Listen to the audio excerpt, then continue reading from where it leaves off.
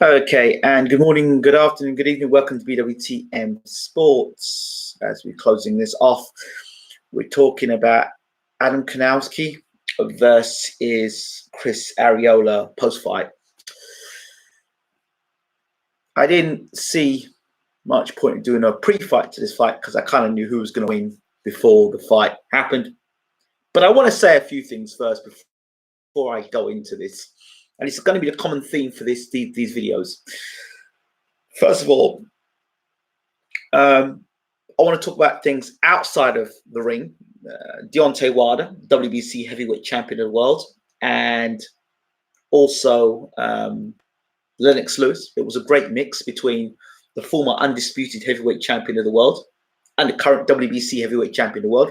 I like what PBC have done there. They're getting one of their profile fighters to be on a heavyweight bill with the heavyweight champion of the world, and then afterwards having the heavyweight champion being able to talk with the current or the guy who's just won the fight. I like that. I do like that mix. People say, well, what does that mean? What do you mean by that? I mean, Deontay Wilder really has blossomed. If you look at his career, when he started his career to where he is now, and you look at how he had his first fight, you know, and the fights he had then to where he is now, he's real blossomed and grown. He is, for me, one of the best examples of management within boxing. A lot of people will say, well, you know, Wilder fought a lot of bums on the way up. Okay. And people with a very short memory or not very good with their history will not understand, will tend to turn a blind eye to one of the baddest man on the planet, Mike Tyson, and why he was considered the baddest man on the planet. It was a tag that Bill Caton, the people behind, one second, I've got to do something here. So buy me a second. Just need to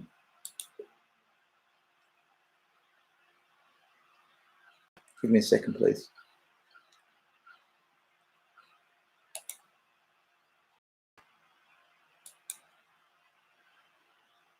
Yeah, the people behind Mike Tyson, Bill Caton. If you ever get a chance, look at the Mike Tyson documentary. They basically said they didn't care that it was bum of the week that Mike Tyson was fighting. The bottom line is that Mike Tyson was knocking people out. So he put in the people's minds, this guy is dangerous. He's deadly. Yeah, Mike could fight. But he was knocking out bum of the week. And they said themselves, Mike was knocking out bum of the week. It was this image of this guy knocking all these people out and Tyson's head movement, all that stuff. That built Mike Tyson up. I'm not saying Mike couldn't fight, but please remember, that was the strategy they used to build Mike into being a champion. A lot of people will sit down and say, oh, well, Deontay Wilder's crazy, fought a lot of bums and stuff. Listen, they did things the right way. They built Wilder up the right way, and now he's a long-standing champion. Say what you want about his record. Say what you want. He can now market himself in big fights, being unbeaten in this era. In this era, it's about being unbeaten, being marketable, and with every fight he has, he becomes more and more marketable. With every fight he has, he builds more and more traction. People begin to like Wilder more. The media like Wilder. You know, if you hear a lot of the people in media, they talk nicely. A lot of things about Wilder, not about Wilder, the bronze bomber, the guy who wants to kill a guy. Not that guy. We're talking about Deontay Wilder, you know what I mean? And people are drawing towards Deontay Wilder. So I think last night was his future. His future is unless he does something reckless on commentary, he's going to get better, and he's going to have a future in boxing outside of being a trainer, which is what fighters need to be looking at. So I like what's going with him, Sean Porter. I like what's the other guy's name? Not Santa Cruz, Mares. I like what's going on there. I like that setup, you know, as opposed to Sky Sports with retired fighters. A lot of retired fighters talking, some of them talking with bitterness and their own opinions and stuff.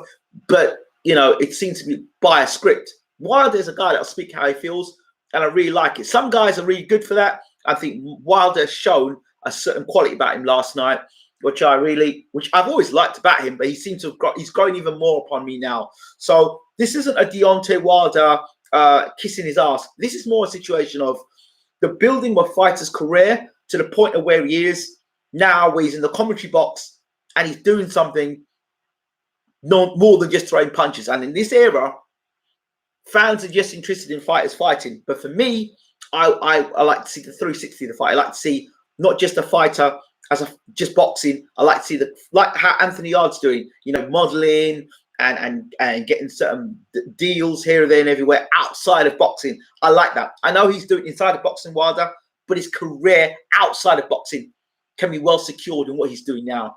So I'm really happy to see that and to see how he conducted himself last night. And that little bit at the end with Kownacki, I can't pronounce his name.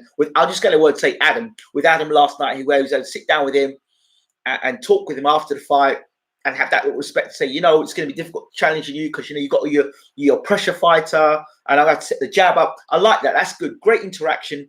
And that will build Wilder's standing even further. So I really like that. I really enjoy it. And I hope people can tell the difference between Deontay Wilder, the guy outside the ring that's not fighting, and then Deontay Wilder, the guy, and then the bronze bomber who's looking to knock guys out. Mike Tyson said a lot of controversial things when he was in the ring, when he was going to throw an uppercut and drive. We want to drive his fist into somebody's nose and run their nose into the brain. Mike said a lot of ridiculous things he said in his career, but that was what made people love Mike. So that's it. The sport is about rendering people conscious. So separate the two. Really like what's going on with Deontay Wilder. And I want to say that because I said as I'm closing things up with boxing, I just want to make I want my views clear about a lot of things. And that is one of the things I really like, a boxing having aftercare. And the aftercare in that is that he's got a career after boxing in commentary. We've seen him, he's doing this stuff, and he's only going to get better with that. And if he gets as good as he has with his boxing career, that's because of good management. If David Price was managed the way Deontay Wilder was managed, people in the UK would respect David Price a lot more. But there were people who were too greedy and didn't want to see the long-term picture. And that's why David Price is in the situation he is today. Bad management, ill-advised. So I look at Deontay Wilder. That's how you manage your career. That's how you manage your career. If you ask me a blueprint how to manage a fighter, that's how you manage your career. The right fights at the right time. You know, yeah, great. So let's put that aside. So let's talk about Areola and Kownacki, whatever it is. I don't know how you pronounce his name. Let me try and get this guy's name right because I've got to get this right. Kownacki and Areola. All right. So let's talk about this fight. Now, coming into this fight, Kownacki, Polish, very much like Spilka in terms of the fan traction he has, and you know, big pull from a New York, big Polish contingency.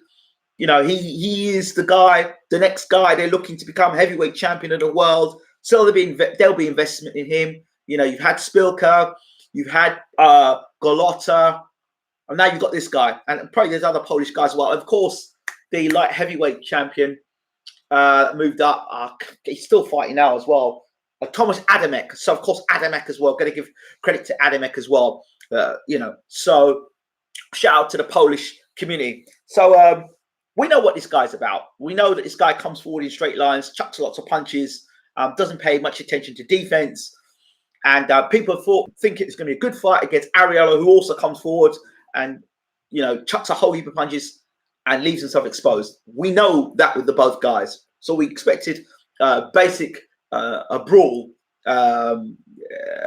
Two guys that lack the ability to move the head off the line, slip and slide and roll to the side. Having said that, in the fight, Areola did show some more defensive skills. I will say this much. Areola looked in great shape. I'm scratching my head through this fight and thinking, well, what, Chris, why didn't you do this early in your career? I mean, you're at the back end of your career and you've come into really good shape. And throughout your career, people criticize you about your weight. So now at the end of your career, you're in really good shape. You know, and I'm looking at this fight, I'm looking at Kownacki and I'm seeing what he's doing. And he's throwing loads of punches, and that's great, and that's fantastic. And a lot of people will say now he'll do that against Wilder. He'll walk straight forward in straight lines, and he's going to throw a lot of punches. But a lot of things I want to pick up here. You know, experienced fighters. Because you watch a guy get beat by another experienced fighter, that don't mean that you can just roll up and beat that guy, right? Now, I want to mention a few things here. Stiverne fought Arreola twice. A better Arreola, I would say, in terms of less wear and tear, hunger and desire, and wasn't talking about ending his career, right? Hold on a second. I've got to do this. Very important.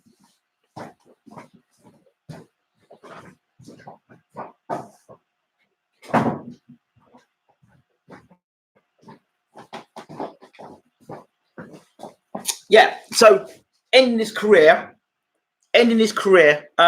you know, with the mindset of this is my last fight, and it sounded like he was going to. Sounds like he wants to retire regardless. I'd actually like to see Arreola fight in the UK, but beside the point. Let's get back to this.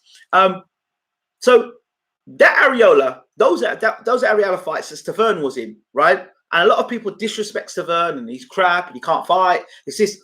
Stiverne dropped Arreola and knocked him out in the second fight. And this was a better version of Arreola than the one that Kownacki fought last night. And he went back and forth with that guy. At no point did Kownacki look like he was gonna knock Arreola out. Oh, the stars make fights. I know you'll make excuses now, but you know, I saw last night. You know, Stiverne showed he got Arreola out of there. Wilder got Arreola out of there. Do you mean Vitaly Klitschko got Arreola out of there? Do you know these are guys that got Arreola out of there, or stopped him, knocked him out, or beat him up badly, right? Kownacki wasn't able to do that. That's what I looked at. He wasn't able to do that. Yes, he was able to throw bunches of punches and all that stuff. That's great. And that's fantastic. Against that level of opposition. Let us not take that into a Deontay Wilder fight where, you know, as you're running forward with your head chin up in the air and running forward with punches, you're going to get hit with a straight right hand. And I know Wilder's thinking already, see that guy right there? I'm measuring with a jab, and as he walks in, I'm going to crack him with that right hand. He's a knockout waiting to happen. You can't keep running forward in straight lines and throwing punches like that. That's great. That's great. But when you've got a guy that's got a real good jab that can rock your head back and then hit you with a stiff right hand, that punch rate slows down. And you've got short arms. Yeah, I mean, short arms, and you're shorter. Those dimensions change. Of course, if you let Kownacki get on the inside, he's going to work. He didn't show me tonight that he's a massive heavyweight puncher. He showed he had good power, but he didn't have anything that made me think, oh, this guy's dangerous. So he, against a guy like Wilder, I'm just talking futuristically, a guy like Wilder, he'll have to tighten up his defense. And his mentality to me, from what I pick up already, is a guy that is not going to pay that much attention to defense. I'm not going to pay that much attention to game plans. Oh, I'm going to go back in the gym. Yeah, I didn't do that right tonight. I need to improve on that. That all sounds nice for the camera. It all sounds nice for the moment because you've got the win. Okay? But I'm listening to the fighter, to what he's not saying. Or he's not letting you know. And what I'm picking up, I'm listening to him going, right, you're a guy that is not going to listen to a game plan. You're a guy that is going to walk straight forward. We've seen it many a time. The guy walks straight forward and takes punches and walks forward. And you've seen Wilder lay guys out flat who walk forward like straight lines like that. You've seen Wilder do it. Kownacki has got nothing there in his style that Wilder hasn't seen before. Nothing. Absolutely nothing. Nothing. I just don't see it. I mean, punching power, I don't think he's got the power, that sort of power to hurt Wilder significantly to stop him. And yes, he comes forward, but he can be shut down with a jab. And he was getting jabbed and get hit by Arreola flush. And this Arreola short arms and short arms. And he's not the greatest technical boxer in the world.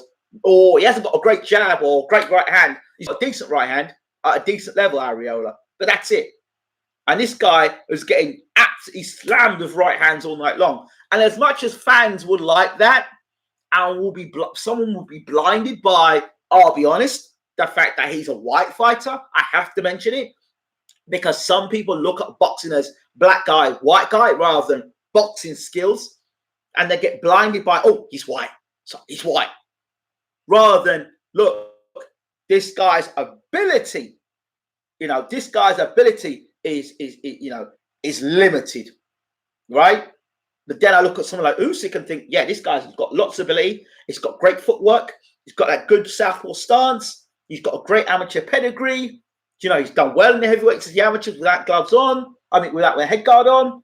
He's going to be a threat in the heavyweight division. He's been trained by Bashir. He knows how to slip punches. He knows how to throw lots of punches and get himself out of situations. He puts combinations together. That's different. So I'm looking at styles. So for me, it's never about color.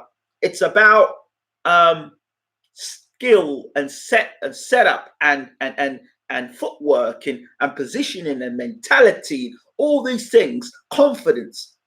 So to me, I see Kownacki as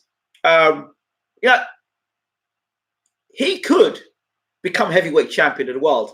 It's just how they manage him, right? I would watch Kownacki fight Charr. Yeah, I'd watch him fight. There's a certain level. I'd like to see him fight guys like Chisora, Andy Ruiz. There's certain styles I think he would bode well with. Him and Ruiz would be a good fight. Short, squat, inside. I think it's a good fight. So I think that those are things I like, those fights, but not against a tall, long guy who's got a great jab and a slamming right hand. No. That's not a fight. But I know they're trying to set that fight up, and I know they've been trying to set that fight before.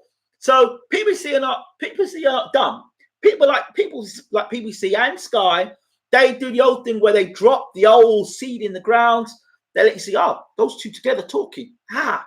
Those two together talking. So you get it in mind. I'd like to see those two guys. Lots of punches thrown from Kownacki. He's got, the Polish support with him. First Polish heavyweight champion of the world. They've got all that behind it. So they'll get that drop. They'll drum on that, and they'll use that as the advertising point to build the fight up. And then they'll get flatlined by Wilder. They'll get flatlined by Wilder. Unless there is only one way I see Kownacki beating Wilder, and that is for him to get past the jab, work his head movement, get inside, and work the Wilder body and bring upstairs. But again, can he do that? From what I've seen there, if you're taking jabs and right hands from Chris Arreola, then it doesn't bode well for you in the future. It doesn't bode well. And I want people to see something here. I want people to really see something. Because a lot of people will say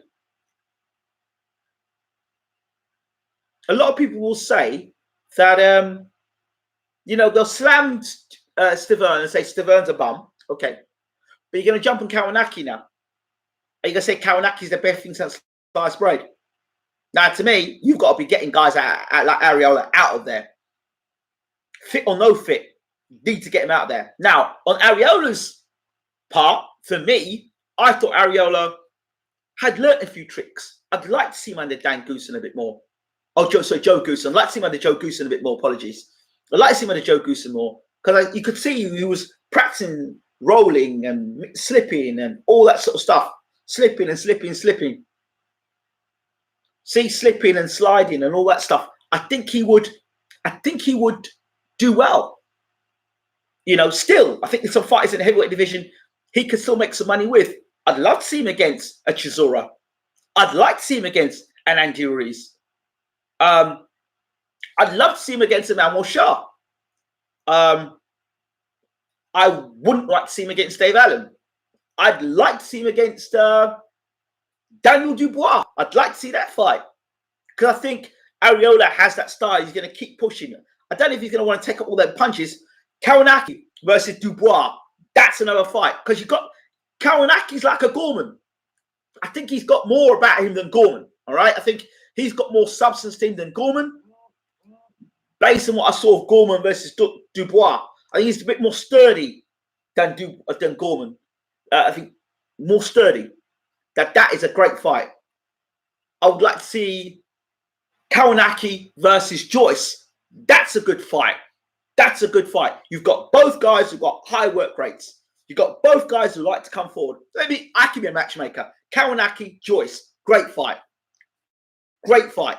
It's a great opportunity for Joyce to be able to land them big shots and heavy shots.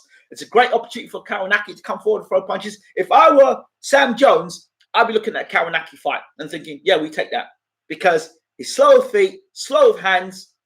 He does throw a lot of punches, but those punches will slow down real quick, and that work rate will stand real quick when he starts feeling them heavy shots of Joyce. And he's going to be there. He's not going to be like Bright Jennings, who's going to move and move and move and move and move and move. So, yeah, I think for me, for that, those are fights I'd like to see. So the future of Areola, please don't retire, Chris. Please. I'd like to see you in a couple more fights. I think the Vitaly Klitschko fight came too early in your career. I think the Stiverne fights, I don't know whether... I just think Stiverne's a better fighter than you. In 2 fights, Stiverne had you worked out. But they're fights I still think he could be in. And I like Areola. As for Kownacki, what would I do with him now? I'd like to see him fight the winner of Trevor Bryan and Manuel Charr. That's what I'd like to see him fight. That's why I'd like to see him move down that road. I don't see him. I don't see. See, now you're saying Areola looked off in the Stiverne fight. He didn't look off in the Stiverne fights. What you got to understand is Stiverne can crack with the left hook and the right hand. Stiverne set Areola up. I don't know how many interviews you've got to hear about Stiverne talk about Areola. Right? Stiverne set Areola up, and Stiverne is a puncher. He's a heavyweight puncher with an amateur with women. I think he won the world championships. Right? So he's got an amateur pedigree about him. So I know you all like to slag off Stiverne and all the rest of it, but you've got to look at what he did. Stiverne made him look like that. Thank you, John Smith. So stars make fights. Like, certain fights I'd want to see and certain fights I wouldn't like to see. I personally don't think that matchup-wise, Stiverne versus Joyce coming off the back of a Wilder fight was the fight for Stiverne. That's my personal opinion. But, you take the fight when you can. So I think he's learned from that. Moving on. So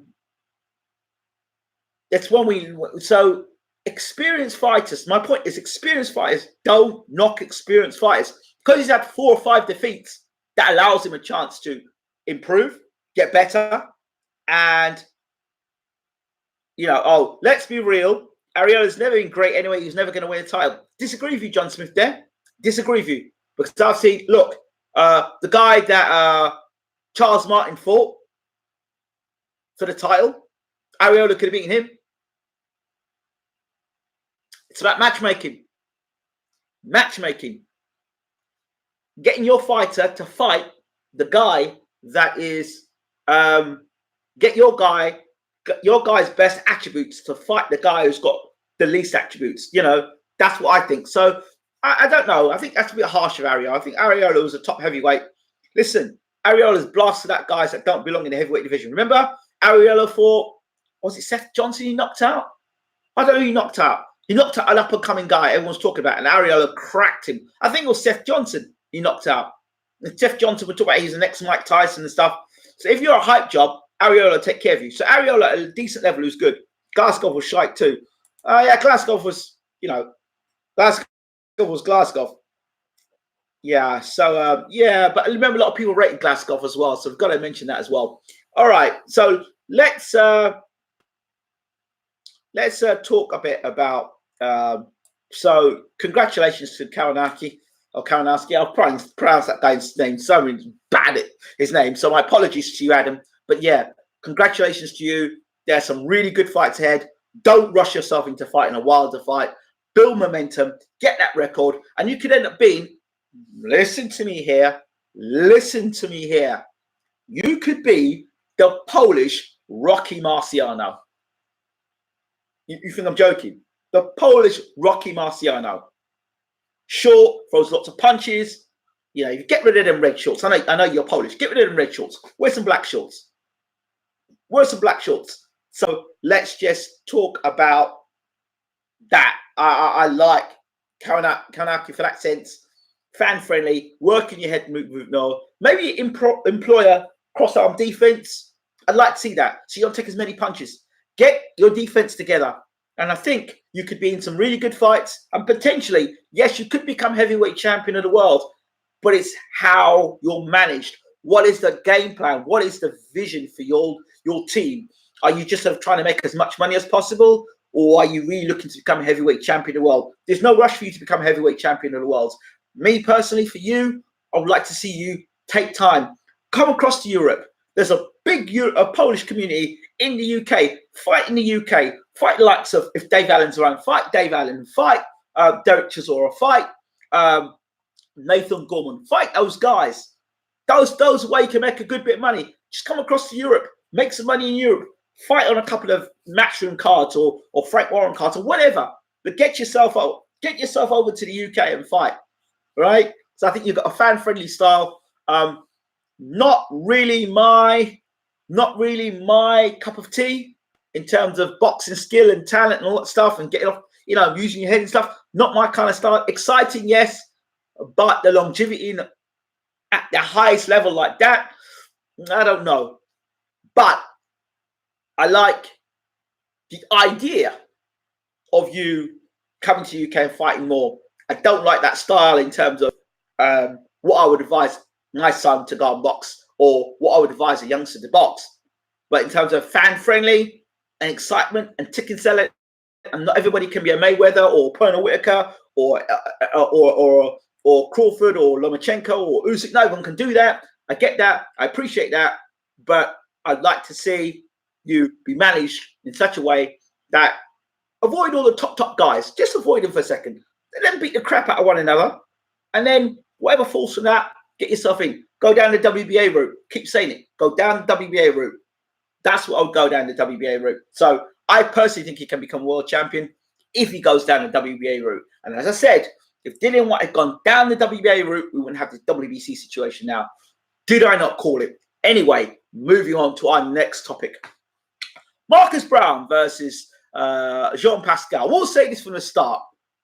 Don't knock experienced fighters. Because you see, Kovalev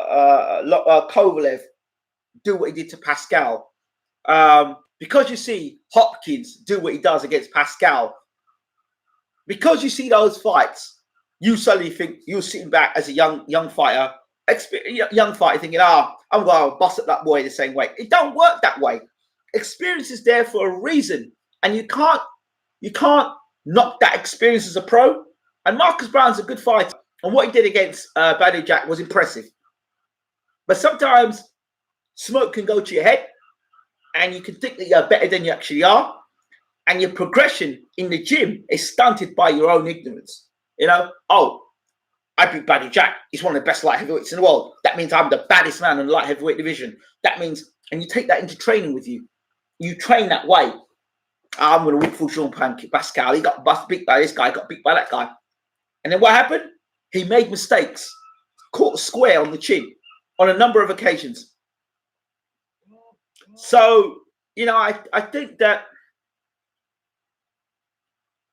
in terms of the Marcus Browne fight, Marcus Browne got taught a lesson in, do not count out the experienced dog.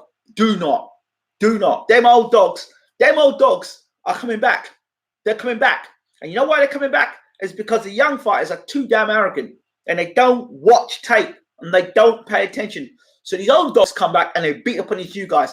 I expect to see a lot of these old dogs coming back and beating up new guys. Do you know why? Well, you look at Pacquiao and Thurman. That's another example of an old dog coming back and beating up a young guy. I expect to see a lot more old guys. I expect to see a lot more. I see a lot more old guys coming back. This is my prediction. After I've stopped all these videos, which are coming soon, right? Remember these words. I expect to see a lot more older, experienced guys coming back and either coming back or getting title shots against younger guys, and younger guys blown up by a hype, expecting to knock guys out and getting done. I expect it.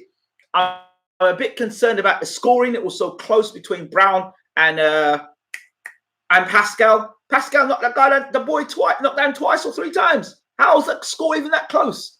Anyway, congratulations, Jean Pascal. I am so happy that he is light heavyweight champion of the world again. He's a character in boxing. And some people like him, some people hate him. I like Jean Pascal. I've always liked Jean Pascal because he's just speaks his mind. He is what he is. He does get a bit irate at times. I would love to see Jean Pascal against Anthony Yarde. That's a fight I would love to see.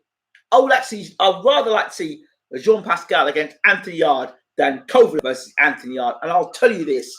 The reason why I would like to see Pascal versus Yarde versus Kovalev versus Yarde is this. Kovalev is a known drinker. Kovalev doesn't live the life. And Kovalev has been cracked on the chin and knocked out. And I don't think Kovalev has got much heart. When it's put on him, I don't think he's got much heart. Whereas I think Pascal's got a good chin. He's solid. He can punch. He can take a punch. He's got stamina. He's a dog. He knows how to fight. He's been there, and he will give Anthony Yarde a run for his money, even beat Yarde. That's the type of guy I would say is a better fight for Yarde than Kovalev. That's a better fight. A much better fight.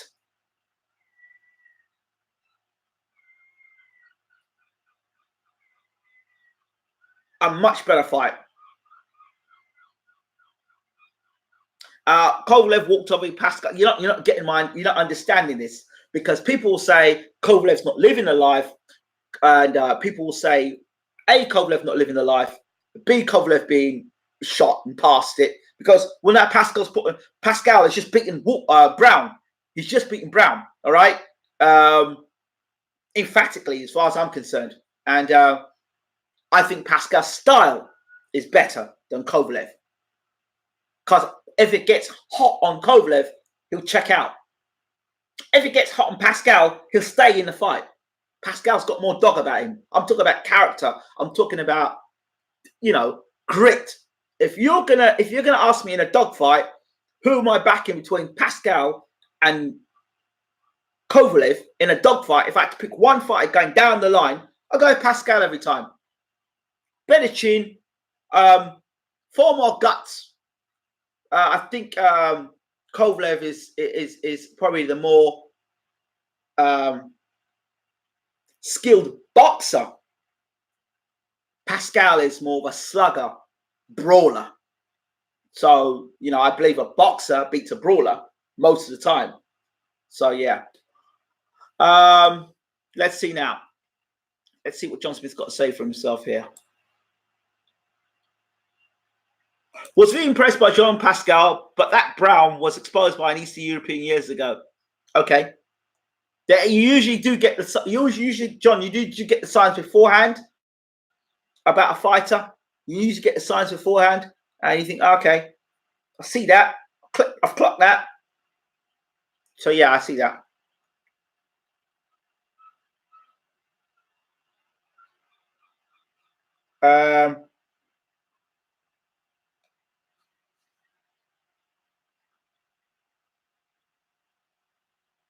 Yep. Thank you, John Smith, about talking about Dillian Whyte. Appreciate that there. Any update in Dillian Whyte, Ingram? What do you think will happen? Well, you see how my words ring. See how my words ring round. I remember I said to you about Tyson Fury, and I said to you about Tyson Fury. He needs to vacate all them belts, and he needs to go on with the lineage, like just be one, have one title, and go out and defend that title. What is Tyson Fury doing now in 2019? What has he been doing in 2018? People won't credit me for that. I said Dillian Whyte should go down the WBA route and not the WBC route. I kept saying it. People kept going on. Oh, no, you should go down the WBC route. Go down the WBC route. Now, look at my words come true. What shit has he got himself into with the WBC? I don't want to talk no more about that situation with Dillian Whyte, so I'm not going to go into it. Everyone's got their opinion. I'm not going to go into it. The fact that Kownacki got 10 rounds and got hurt by Martin shows his level to me. There you go. That's what I have to say to you there about that. That's true. Let's see now. The Kovalev who beat Pascal is different than the current Kovalev. War took his soul. And I said that. Just like I said that Badou Jack took DeGale's soul. DeGale's never been the same fighter since. I said about Andre Roy, Go back and look at my preview to the Ward Kovalev fight. I said these Eastern European fighters are good on the outside. You let Ward get mid-range to inside against Kovalev, and it will be an early Christmas for Andre Ward. And that's exactly what we got. He seems to have lost his power. Couldn't drop Alvarez in 2 fights. Got hurt by Stiverne. Couldn't drop Igar. Exactly. So yeah. Nice. Yeah, I think yeah.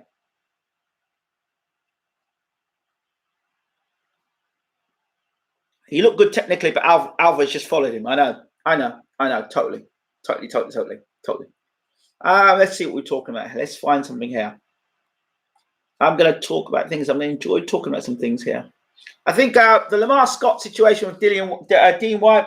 Well, if anyone had actually clocked the interviews Lamar had done, the Lamar Scott interviews, and then clocked the Dillian White thing, and then remember there was something else as well. Dillian White talked about some fake, some other name or about somebody on Instagram. I can't remember, Raj White or something like that. I don't know. Listen, I don't know, and I frankly don't care. That's got nothing to do with me. That's business. If he wants to call himself Dean White, Lamar Scott, Santa Claus, or Black Panther, that's not my goddamn business. I'm only interested in things going on inside the ring that is of relevance, and that to me is not of relevance. That's just gossip talk. In terms of like interest for me, not interested. Yeah. Okay. While I'm at it, let's talk about talking point Canelo against Stiverne. I don't think he's very impressed with the Stiverne situation at all. I heard there's a big bust-up between him and Golden Boy. We'll have to wait and see. Manuel Charr is going to be fighting our Stacey McKinley, the former trainer of Mike Tyson, Alexander Povetkin, Samuel Peter, and 35 other world champions. His guy, Terrell Bryant, will be fighting on that before fighting Manuel Charr for the WBA regular title. And I want to remind people, the WBA regular title is the original heavyweight championship of the world. That's the belt that Muhammad Ali had.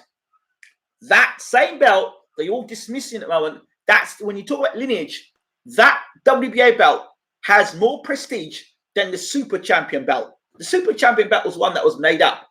This WBA belt has got lineage. It's got a time. You can attach it to way back. The WBA belt is the belt.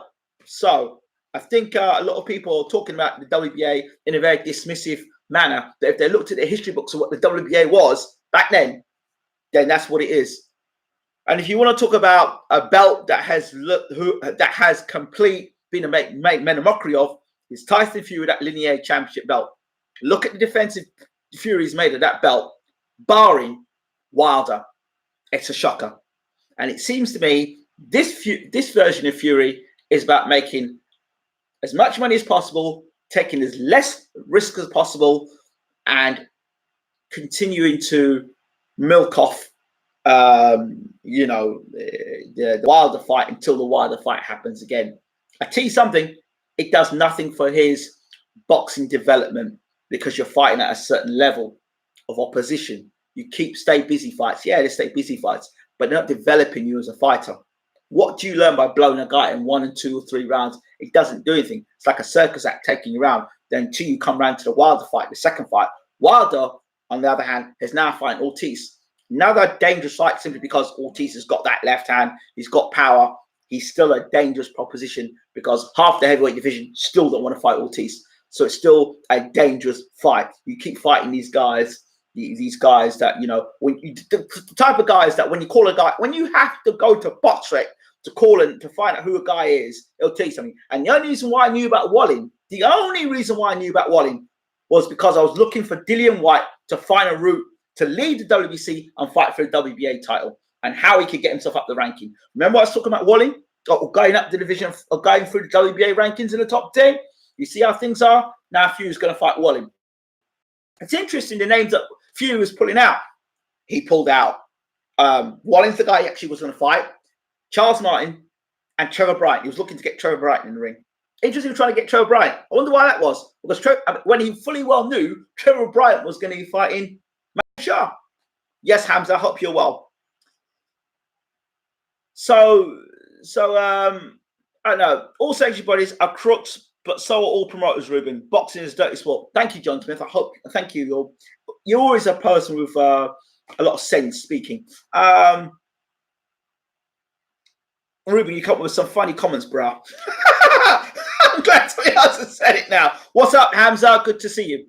Canelo his best recent resume of all the current fighters. IBF should have defended once more. IBF don't give a damn about anybody. They don't give a damn about anybody. You look at how IBF champion Sean Porter, when he got beat by Kell Brook, was taken completely out of the rankings. I remember talking to Kenny Porter. I'm doing an interview with Kenny Porter, and he said as soon as we lost to Kell Brook, we were out the IBF rankings. IBF don't ramp. I'll give him that. IBF do not ramp. Same killer that popped dirty last year. Yep. Same Tyson Fury that popped dirty. Same Tyson Fury that popped dirty. We can go on about other guys that got popped dirty. We can go on and on about guys that popped dirty. So professional athlete highest order, not aware of meat he's eating. Oh, please. Yeah, we know. But you look at Canelo's body structure, it was always questionable. If you truly think he beat Wilder, why there's all these soft touches post Wilder while Wilder's fighting Brazil and Ortiz? I know this, Hamza. I've been saying this. But Fury fans make excuses. Let me tell you how hypocritical Fury fans are. Hypocritical. And Fury himself is hypocritical. If Wilder were to fight, what's this guy? The last guy he fought. Can't remember the guy's name now. Remind me the last guy Fury fought. That's how much I cared about him. Shoot. Well, anyway, please somebody tell me. The last guy that Fury fought, if Wilder or Joshua were to make title defense against those guys, you'd be calling him a bum, right? We'd be calling him a bum. Johnson, I had to block his comments because he was leaving too many uneducated comments. Tom Schwartz, there you go. If Wilder were to fight Tom Schwartz, you would have absolutely trashed him, Fury fans. If Joshua were to fight Tom Schwartz, you would have absolutely trashed him. But Fury fights him. It's a masterclass performance. Crap. Crap is crap. At that level. And what makes it worse, Fury's not just the heavyweight champion of the world. He's not just that. He's telling you he's the linear heavyweight champion. He's the best. He's the numero uno in the division. He's the beacon of light. He is, the beginning and the end. If you listen to Fury, he's the beginning and the end. No man can beat him. He'll fight anybody. Quite literally anybody he will fight. And he's shown you who will fight anybody. So this is what I'm saying. If you're going to criticize Wilder for his opponents, if you're going to criticize Joshua, if you're going to criticize White, hey, check your own backyard out because Fury's your man. Check out what you guys fought. It's been a mockery to the sport, and it's also a mockery to the linear heavyweight champion of the world. If you sat down with Tyson Fury, took Tyson Fury off the screen, and add Joe Bloggs up there and asked Tyson, that guy there, what do you think of that guy? He's a bum. And remember, this is the same guy that said that, reminding you, Wilder's a dosser and he's a bum. So basically, on the Fury comeback, he's fought nothing but bums and dossers. His words, not mine.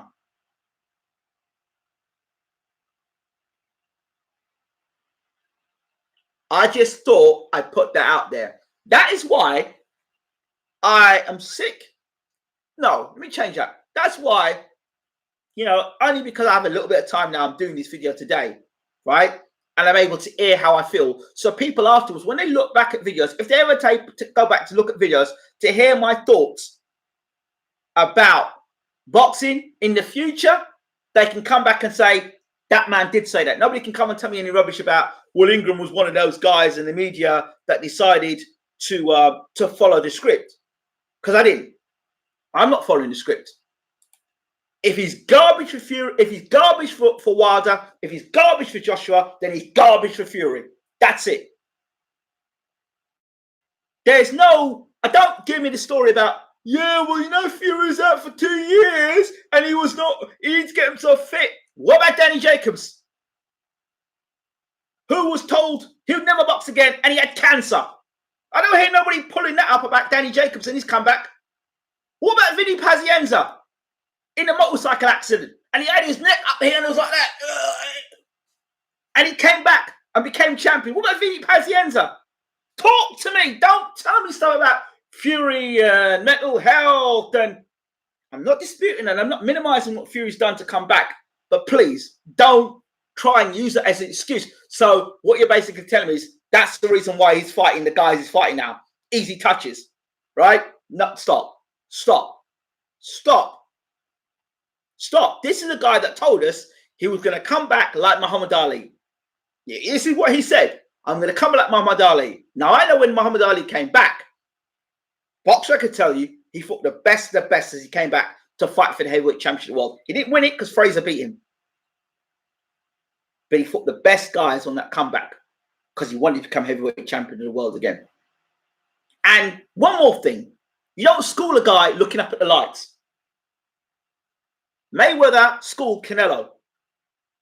That's what you call schooling. You don't get dropped twice by the same punch and you call that schooling. And the referee has to have a slow count to ensure you have a rematch. That is not schooling. And you're meant to be beating a dosser. You're meant to be putting a showcase on against a dosser. So if you're going to call Wilder a dosser, right, you got dropped twice by a dosser, a bum, a skinny basketballer. I want to feel the power. These are Fury's words, right? I'm just making it very clear. Just want to say that. So, let's see what people are saying here.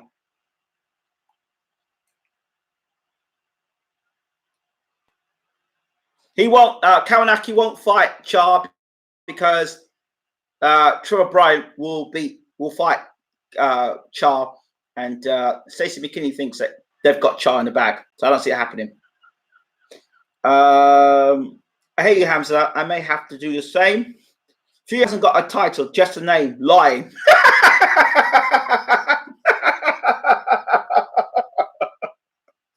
That's Fury. Big up EJ live. Wasn't aware you still do videos, bro. At this point, I'm not sure if Fury will ever rematch Wilder. Everybody is putting Fury feet to the fire about his opponent. Well, of course. But I told you about Fury. Can I tell you that Tyson Fury is a walking contradiction? I don't trust anything that man says. And I said that back from when he made his comeback. Walking contradiction. And remember something, fight fans. Put this in your head. Put it in your head and lock it in there. If you pay fighters excessive amount of money for fighting nobodies, guess what? What's the motivation for them to fight the big fights? This is what happens. This is why people like Keith Thurman can go missing for a year and a half and go up into the mountains and blow the pipe.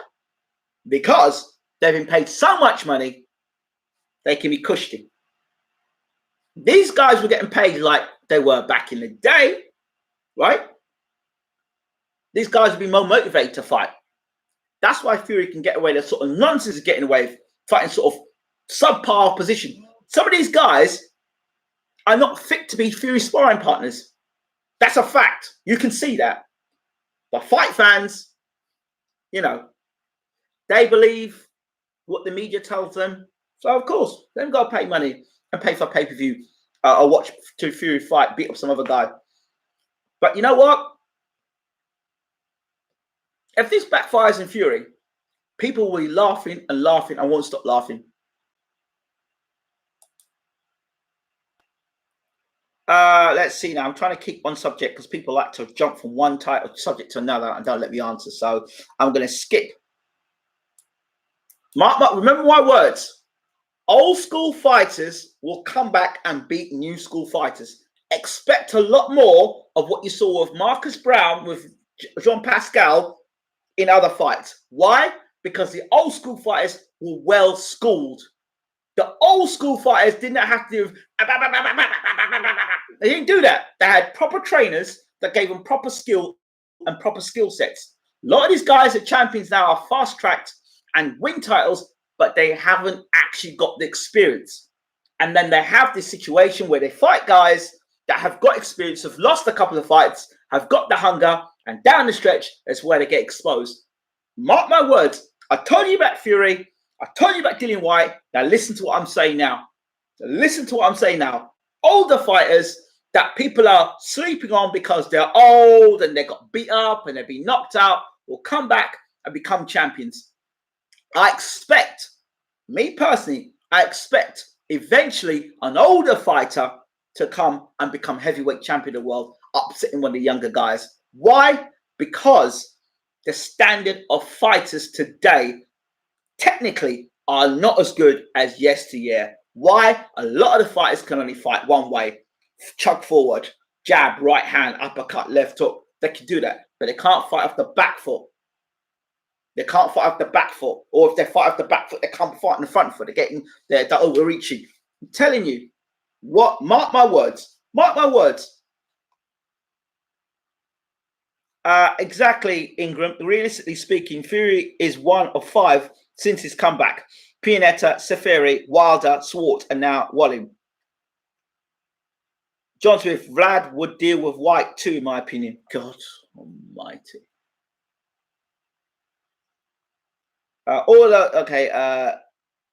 Remember when Fury said he wants to fight but 5 bums? Yeah, I believe that. He fought 4. Yeah, there you go. Hamza, EJ Boxing Live, not racist, but these travelers are known for that throughout Western Europe. Okay.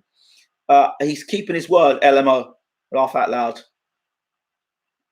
I see Pacquiao beating Porter and Garcia. Yeah, because they're flat-footed and come forward in straight lines. All that mental health BS is a euphemism. He used hard drugs after he got caught with PEDs. Let's keep it in perspective. Interesting. Interesting. Very interesting. It's true. Fury's taking a piss. And I don't rate Ben Davison.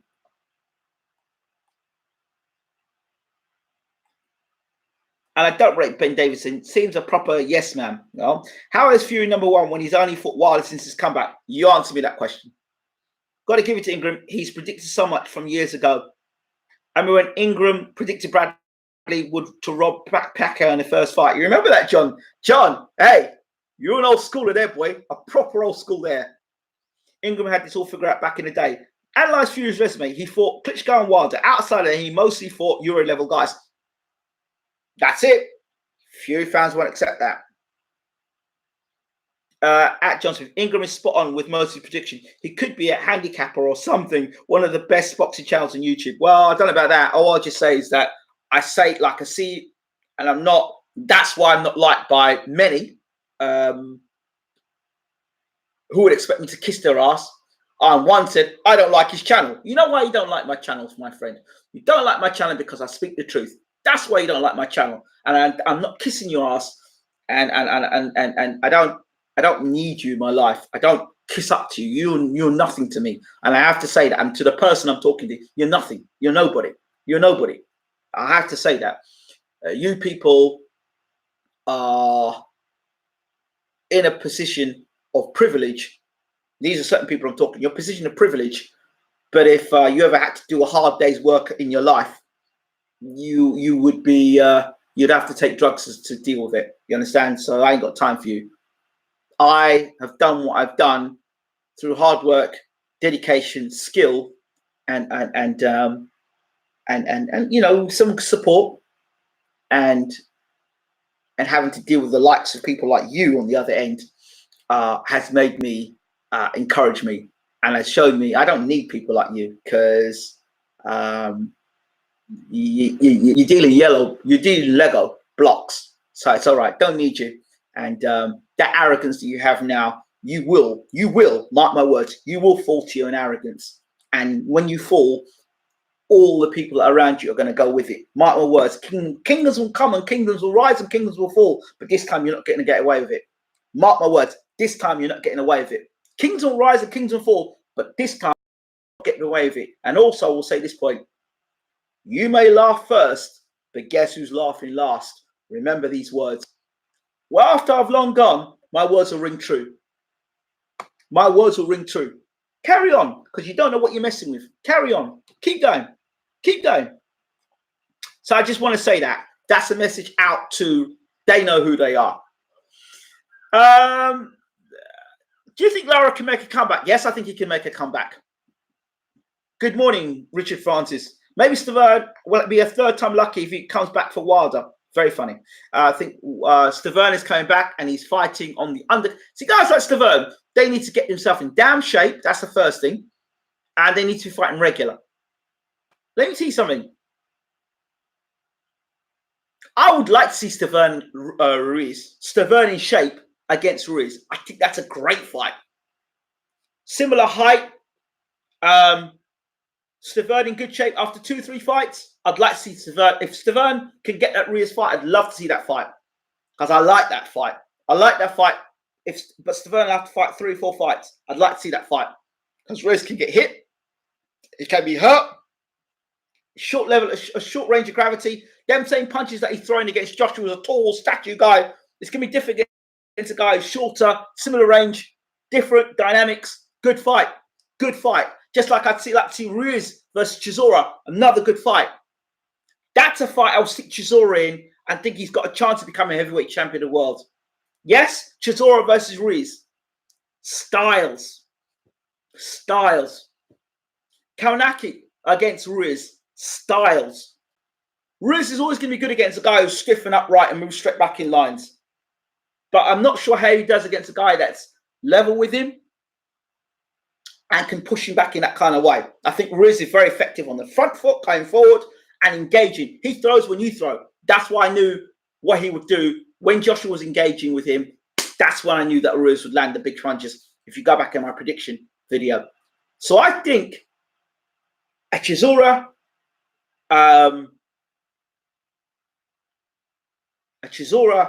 and Stiverne would be good against Ruiz. I really do. Laugh at me all you want, but Stiverne would have to have 3 or 4 fights back to back. Like I'd want to see him fight. Like if I'm Stiverne, I'll see him fight in January, see him fight in March, see him fight July, August, and then fight again in November. 4 fights, and it can be done. I saw Hughie Fury fight. I think almost 8 fights in a year, or 9 fights. If you remember that. They weren't high-level opposition, but it's about you ticking over, getting your confidence up, getting your hands moving, working on things. That's what I like to see. But they have to back to back to back to back because of his age. So I'd like to see that. Savannah Marshall signs with Matchroom. Yeah. Q signs with Matchroom. Yeah, that's true. Yeah. Great stuff. Matchroom, the one thing you can't knock about Matchroom is the coverage they have. They've got Sky Sports. How long Matchroom will be able to go is the question. How long? How long? How long can they go on for? How long is the Matchroom legacy? That's the question. But Savannah Marshall, great. I mean, that's helpful for her. But if you look at guys that sign for Matchroom, watch guys that sign for Matchroom. Okay, watch what Matchroom do fighters have had previously. Look at when they got Kell Brook. What did they do with Kell Brook in the end? I mean, because you sign for Matchroom, that doesn't mean your career is going to be mapped out correctly. Yeah, you'll get money. Yeah, you'll get paid. Yeah, you'll get coverage. But will you be handled correctly? Will you be promoted correctly? I mean, we've seen guys like Scott Quigg get go to Matchroom, and then you see the promoter not even turn up. What's all that about? Yeah. So, you know, there are things that Matchroom do very well. And you have to give them credit for what they do.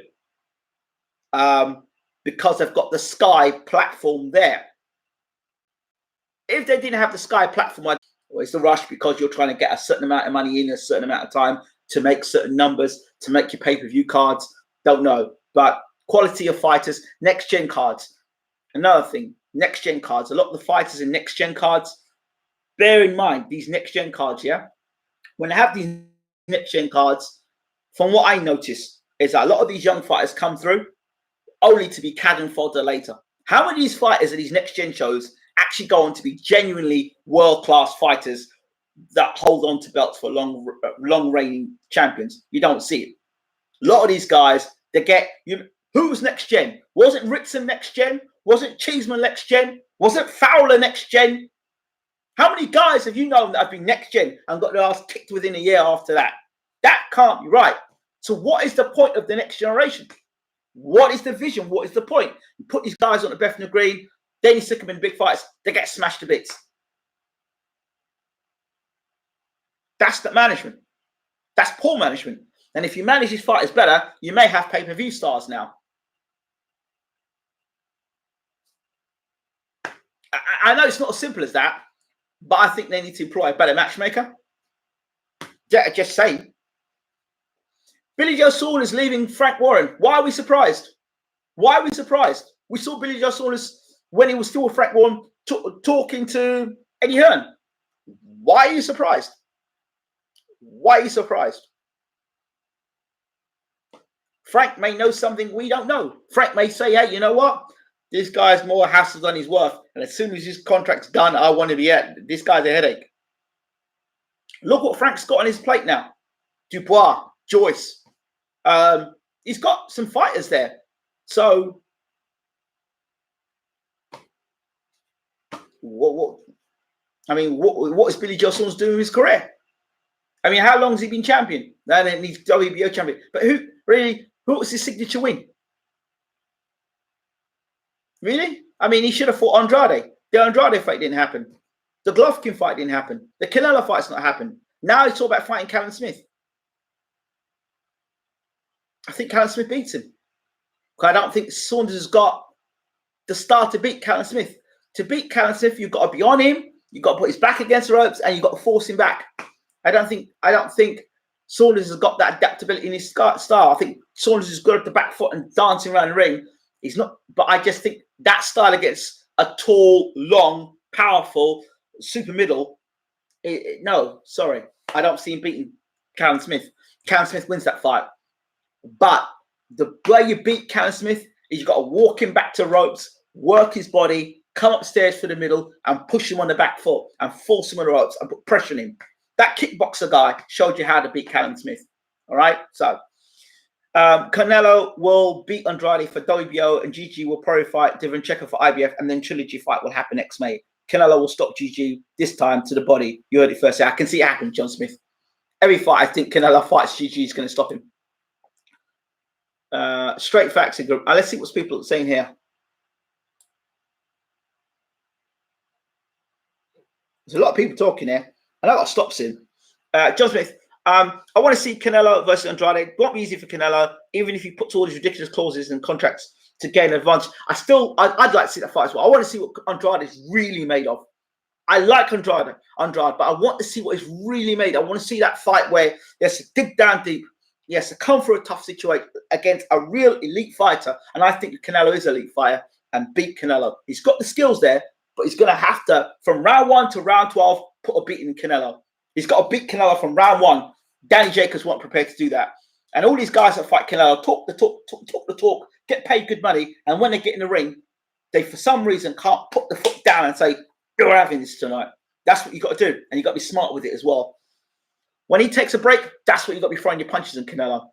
I could be wrong, but didn't Divanchenko beat GGG in the amateurs? GGG ducked him last year and fought. Yeah, we know. Did you cover the Pascal shock win? Wasn't a shock win. Wasn't a shock win. Why would it be a shock win? It's always a shock to me. It's only a shock when you don't expect something of somebody. Let's see here. I'm not sure, Hamza, but you're right. GG ducked him last year. Ruiz at point night because Stiverne's an issue. Let's see here. John Smith, I feel you, but outside of throwing the jab and following Canelo, what did GG really do? I had Canelo beating GG clearly the second time around. The first time was close. Yeah, I did as well. I had Canelo in that fight, pushing GG on the back foot. The bigger, stronger GG was getting pushed back by a light middleweight, remember? Who moved up to middleweight. And Canelo wasn't big enough and he wasn't strong enough, yeah? And you're talking about this guy would walk through Marvin Hagler. He would walk through Marvin Hagler. Are you having a laugh? Are you ducking Deverenchenko? Marvin Hagler would have ripped him to shreds. Don't talk about Julian Jackson, GGG. Come on, man. Stop it. Stop it. And Jerry McClellan, GGG. What, you want murder? Come on, man. Come on. Tyson's best win is Klitsch coaches or Steve Cunningham. Yeah, they are. I think the draw is the best result for Fury Wild. Of course it is, because they get the rematch. They should never have thrown Brook in there with GGG. That's what I'm saying. Complete joke, Brook. Brook, you think where Brook was before he fought GGG? He was on the cusp of fighting the guys like Pacquiao and Porter and Thurman and all the other welterweights as well. He went and fought GGG. Then he came back and got smashed by Spence. I would love to see him fight Spence unbeaten. That would have been different. I'm not saying to beat Spence, but it would have been a very interesting fight. That's because of his promoter, Jojo Dan and all that stuff. That's his promoter. Because you've seen him do it with other fighters as well. Fury's resume that deep. No, he's not. Okolie could be the only one to graduate to world honors. Okolie and BWTM. Let me tell you now about both of them boys. Then both boys need to leave Matchroom, or if not leave Matchroom, they need to fight better opposition. Warning, BWTM and Okolie need to fight better opposition now. You can't keep fighting patsies and then get thrown into world honors.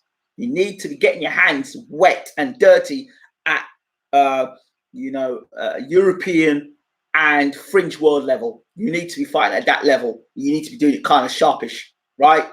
Knocking out guys who used to fight at super middleweight or middleweight is not cutting it. Or fighting guys that never had an amateur background or had a very poor amateur background when you've had world honors as an amateur doesn't cut it for me. You've got to be fighting better opposition. And if they don't, they're going to get exposed like the rest of the Cheeseman and the Ritson, and it's only a matter of time because the promoter don't give a damn. We'll stick them in anytime, right? So you're warned. You're being warned. You're being warned. And the other guy, I'm telling you now, it is time. Mark my words, it is time. Daniel Dubois.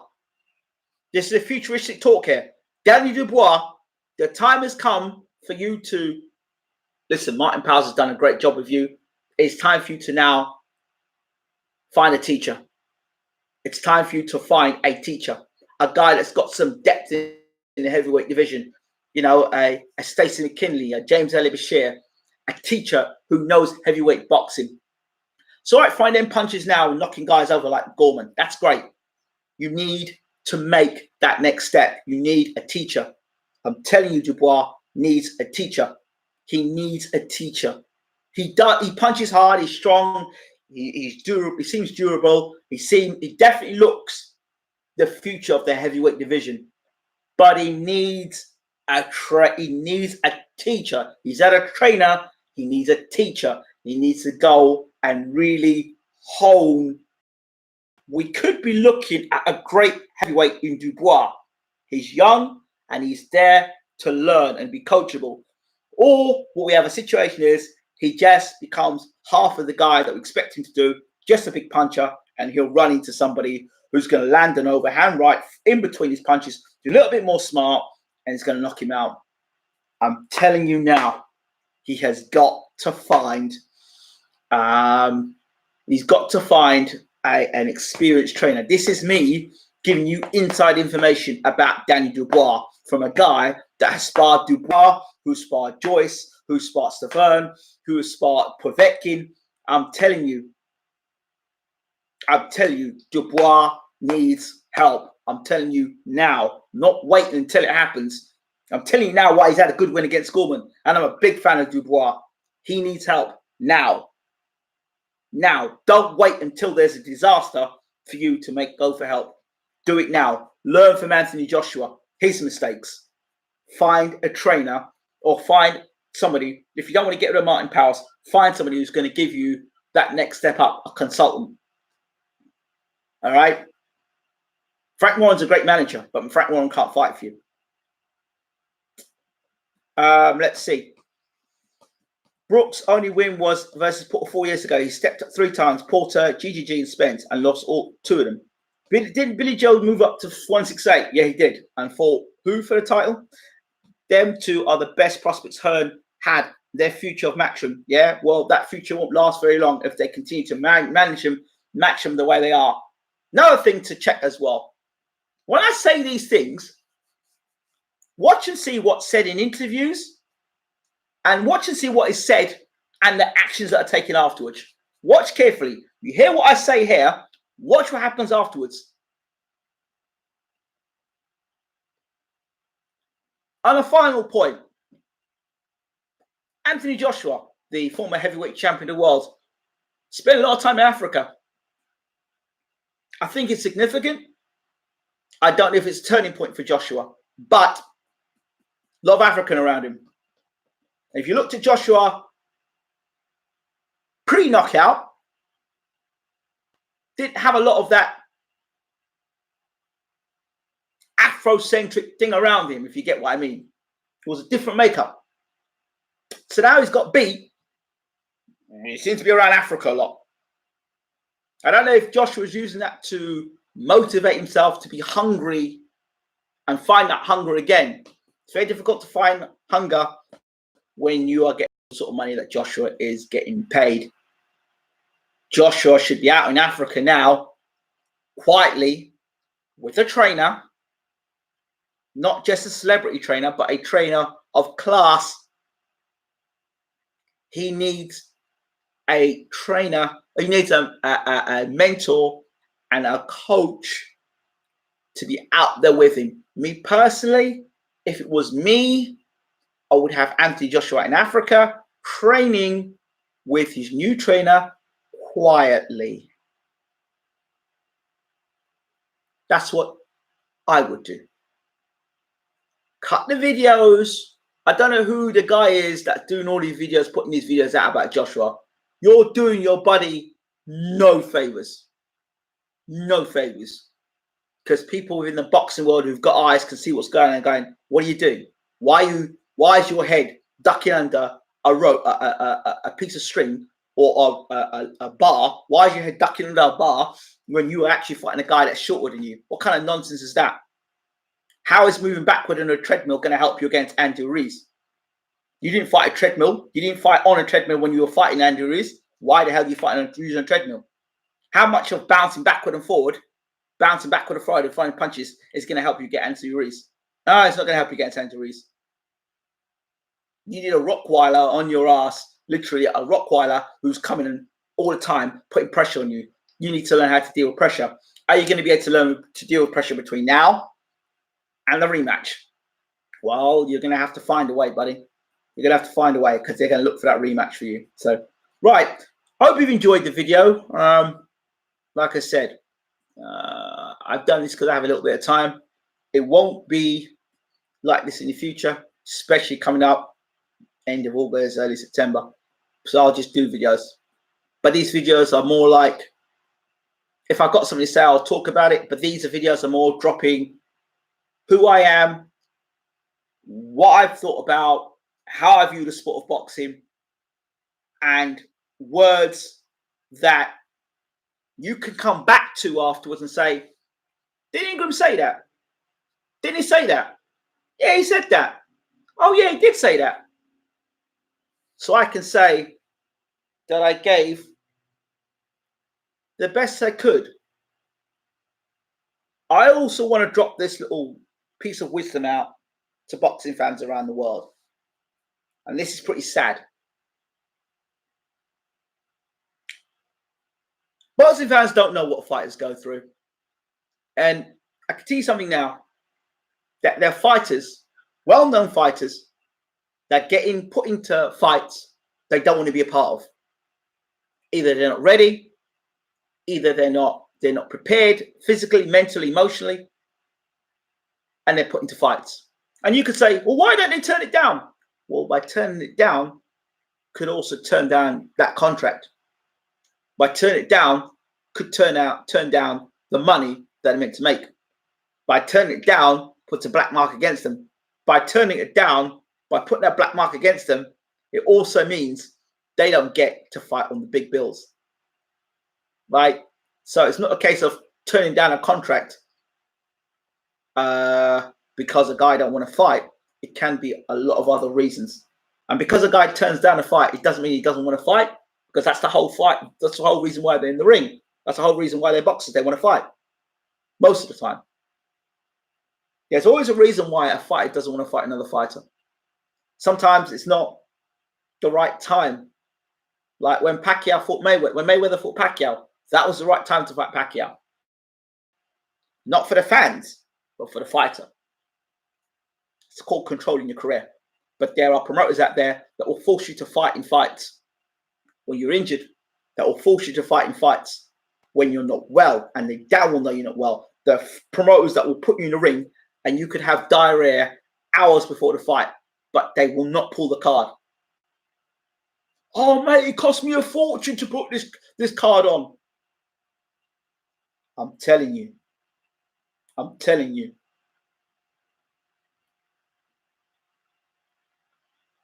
I'm telling you. So, yeah, that's it. Those are my thoughts on those things. Enjoy the day, and I shall see you soon. Take care. All the best.